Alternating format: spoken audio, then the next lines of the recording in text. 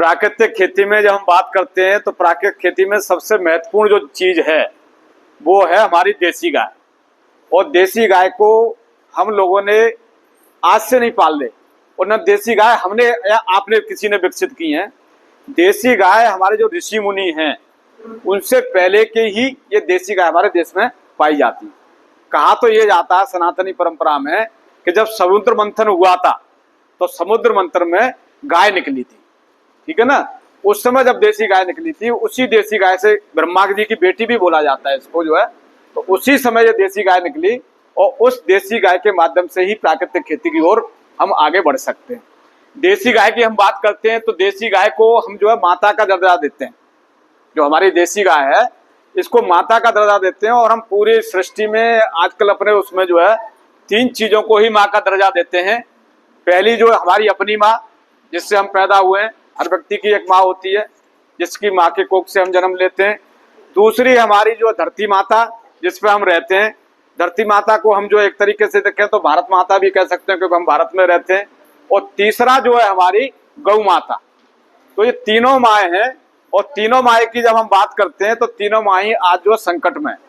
कहने का तात्पर्य यह है कि हमारी अपनी माँ तो संकट में ही, आज हम उतनी सेवा करनी चाहिए उतनी नहीं कर पाते। दूसरी हमारी धरती माता है, खासकर भारत माता है, तो भारत माता भी संकट में है।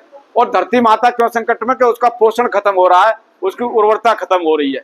इसी प्रकार से गौ माता की दुर्दशा हम देखते ही हैं। आज गौ माता जो हमारी खासकर देसी गाय है वो दर दर की ठोकरें खाकर खेतों खलिहानों सड़कों पर और महानगरों में और हाईवे पर अकाल ही काल के गाल में समा रही है, मर रही है, कूड़ा कचड़ा खा रही है। तो कहने का तात्पर्य जो गाय हमारी जो कभी थी वो गाय हमें पोषण देती थी, आज वो लाचार है, बेचारी है। इसको हमें प्राकृतिक खेती के अंतर्गत लाना है। गाय की हम बात करते हैं तो हिंदू मैथोडोलॉजी के अनुसार हम सब जानते हैं गाय में 33 करोड़ देवी देवताओं का वास होता है। 33 करोड़ देवी देवता होते हैं। जितने हमारे हिंदू समाज में देवता है वो सारे गाय में निवास करते हैं। और दूसरा जो महत्वपूर्ण है गाय का, कि गाय का जो गोबर है, इस गाय के गोबर में लक्ष्मी का वास है। तभी कोई भी शुभ काम करते हैं, चाहे होली आए चाहे दिवाली आए, पहले सभी के घर कच्चे होते थे। आज यज्ञ हम करें तो यज्ञ की वेदी हम जब बनाते हैं तो देसी गाय के गोबर से ही यज्ञ की वेदी को हम लीपते हैं और उस पर आगे चल के हम कार्रवाई करते हैं।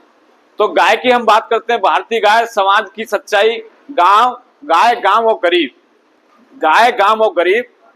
गाय है तो गांव है, और गांव है तो गरीब है। कैसे कि हम बताते हैं यार गाय बचेगी, गाय रहेगी तो हमारा जो है गांव भी बचेगा। गांव की समाज का गांव ही समाज रहेगा तो गाय रहेगी, और गाय रहेगी तो गरीब रहेगा। कैसे हम सभी जानते हैं जो हमारी गाय है, ये गाय पहले हमारी खेती में काम आती थी, और खेती में काम आती थी। गाय के जो बछड़े होते थे किसान के कमाऊ पूत बनकर खेती में खेती का काम करते थे, और गाय का दूध पी के हमारे बच्चे बड़े होते थे, वो बौद्धिक रूप से विकसित होते रहते थे, उनका दिमाग तेज होता था, और वही बच्चे अच्छा पोषण प्राप्त करके गाय का घी दूध मक्खन खा के सेना में जाते थे, और सेना में जाके हमारे देश की रक्षा करते थे।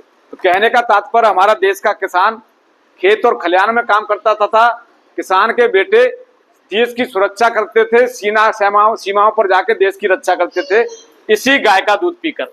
और इसी गाय का दूध जो है, गाय का पोषण जो है हमारी जब भोजन में आता है, चाहे छाछ के रूप में, चाहे दही के रूप में, चाहे मट्ठा के रूप में, ये बहुत लाभप्रद रहता है। आपने देखा होगा जब भैंस का बच्चा पैदा होता है तो वो बच्चा पड़ा रहता है, उठता नहीं है।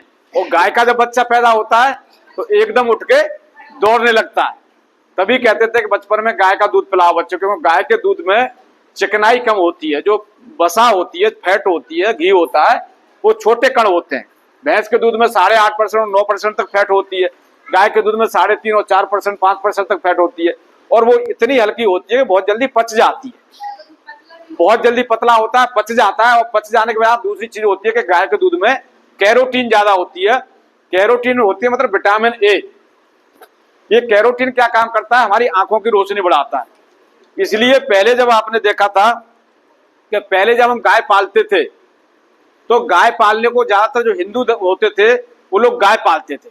और कहा यह जाता है कि पुरातन काल में, सनातन काल में, जब हमारा सतयुग वगैरह था उस समय बोला जाता था कि जो गाय थी, गाय को जो है ऋषि मुनि पाला करते थे, और भैंस को जो है राक्षस पाला करते थे।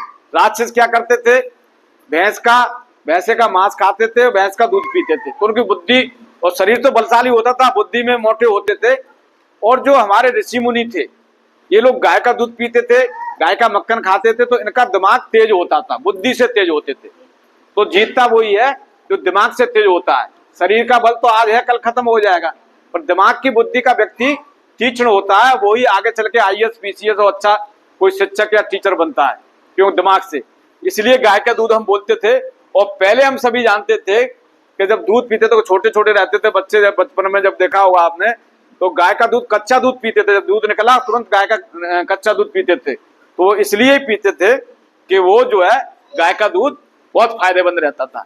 अब हम बात करते हैं, गाय लगाने के लिए हमें कुछ चीजें खरीदनी पड़ेगी। वो मोटे मोटे तौर पर आप ये देख रहे हो, ये सारी चीजें आपकी जो है प्राकृतिक कृषि उत्पाद बना रहे हो तो आवश्यक सामग्री, ठीक है ना।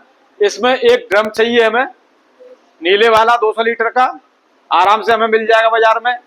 और हो सकता है आपको जो है शायद इस योजना में एक यूनिट लगवाई जाए आपके घरों पे। कुछ लोगों के हमने यूनिट लगवाई थी। तो ये 200 लीटर का एक ड्रम, 1 से 2 ड्रम भी आपको जरूरत पड़ सकती है आपकी आवश्यकता के अनुसार, जितना बड़ा यूनिट बनाएंगे। दूसरा, हमें बाल्टी चाहिए 10 और 20 लीटर की, ठीक है ना। और बाल्टी के लिए हम प्लास्टिक की बाल्टी खरीदना, जो हमारी पेंट की पेंट करते हैं, पेंट की बाल्टी वो बढ़िया रहती है, उसकी लाइफ भी अच्छी है और बढ़िया रहती है।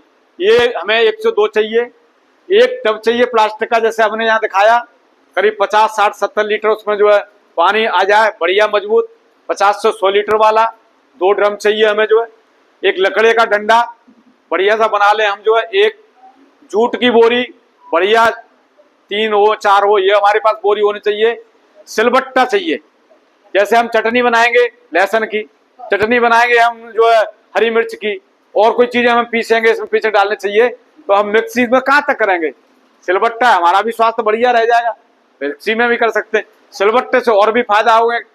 तो ये सिलबट्टा चाहिए हमारे एक जो है, और इसके साथ साथ एक छलनी चाहिए बड़ी, और फावड़ा एक, और पतीला हो स्टील का या हैंडोलियम का, सिल्वर जो कहते हैं उसका, ये पतीला चाहिए हमें। 2 50 लीटर का हो, 60 लीटर का, जैसे हमारा है।